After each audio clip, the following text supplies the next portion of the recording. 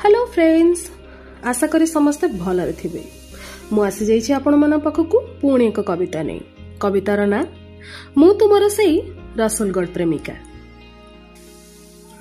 आसंतानी पुणी केबे गोटे शनिवार संध्यारे चा कपे पीबाकू देखा हुअन्ते पुणी सेई पुराणा जगारे।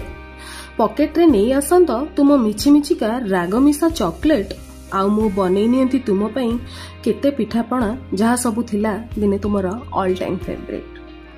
पुणी तुमे कहिब चुप रुह, मु किंतु होउथिबी ऊपरे पड़ी कथा। 10 मिनिट मते शांत देखि पचारिब मन दुख हैला कि सुनिकी मो थट्टा। पुणी एक नदी कूल रे चौकी पकाई कथा हेबा बसी तुमे देउथिबो दुनिया सारार ज्ञान, हाँ मु बुझी न पारिले देउथिबी खाली हसी।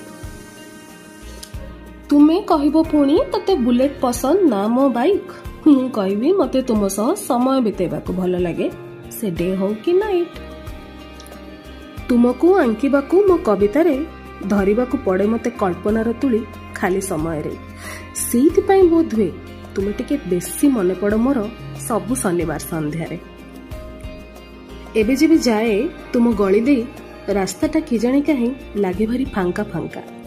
अच्छा कहले देखी, एबे जदि केबे देखा ही जाओ मोर बाट भांगी चली जीवो ना पाखकू आसी पचारिबो केमते अछु कि रे मोर रसुलगढ़ प्रेमिका।